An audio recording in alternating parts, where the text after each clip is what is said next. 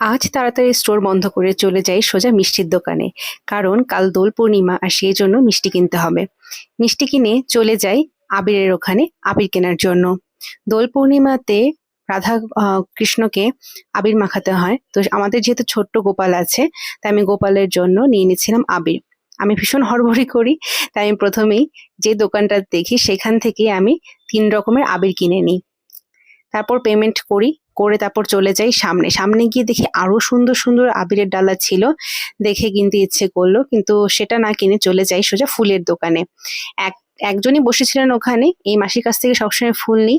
তো মাসিকে বললাম যে আমাকে 20 টাকার ফুল মিশিয়ে দাও কালকের জন্য, কারণ কালকে প্রচুর ভিড় হবে ফুলের দোকানে।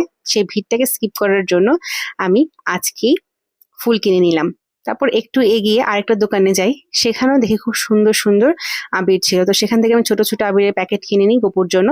তো আমি 3 রকমের আবির কিনেছিলাম, আর আমার 5 রকমের আবির দরকার ছিল। তো আমি এখানে মিলিয়ে মিশিয়ে পাঁচটা পাঁচটা কালার কিনে নিই। তারপর দেখি যে ওখানে ছোট্ট গোপুর জামাও বিক্রি করছিল।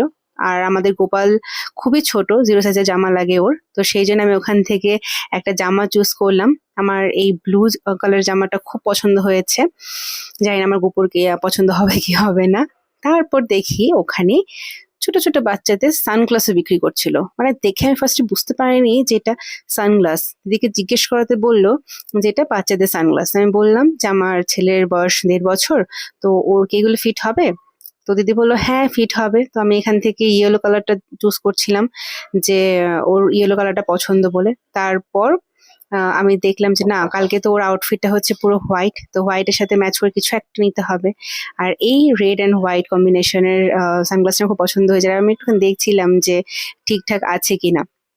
আর দেখো কি সুন্দর, এটাকে ফোল্ডিং করার সিস্টেম আছে, একদম ছোট্ট হয়ে যায় সানগ্লাসটা, কিউট না? তারপর আমি আমার কিয়ানের জন্য এই সানগ্লাসটা নিই। আর এই দেখো আমাদের স্টোরের সামনে এই যে ন্যাড়া পোড়াটা হচ্ছিল। অনেক দিন আমি ন্যাড়া পোড়া দেখি না, সেই ছোট্টবেলায় আমরা ন্যাড়া পোড়া করতাম। তো এখান দেখে সেই ছোট্টবেলার কথা মনে পড়ে যায়। এই যে এখানে হচ্ছে রাধা গোবিন্দের মন্দির, মন্দিরের সামনে ওরা এই আয়োজনটা করেছে, আর তার ঠিক একটু এগিয়ে আমার স্টোর। তারপর আমরা চলে আসি বাড়িতে। কাল শুভ দোল পূর্ণিমা, আর ফুলের দোকানে প্রচুর লাইন হবে, তাই আমি ভাবলাম যে আজকেই সব কিছু কিনে নিয়ে যাই। তো আজকে আমি পুজোর জন্য ফুল, তারপর মিষ্টি, আমার বড় গোপুর জন্য জামা, আমার ছোট গোপুর জন্য চশমা, 5 রকমের আবির, আমি সব কিছু কিনে নিয়ে চলে এসেছি আজকে, যাতে কাল সকাল সকাল আমি আমার বড় গোপালকে পুজো দিতে পারি। সেই সাথে ছোটো গোপালকে আমি সাজাবো, তো সেটা আমি অবশ্যই তোমাদের সাথে শেয়ার করবো, তোমরা আমাকে জানিও। তো দেখা হচ্ছে কালকে। সবাইকে দোল পূর্ণিমার অনেক অনেক শুভেচ্ছা।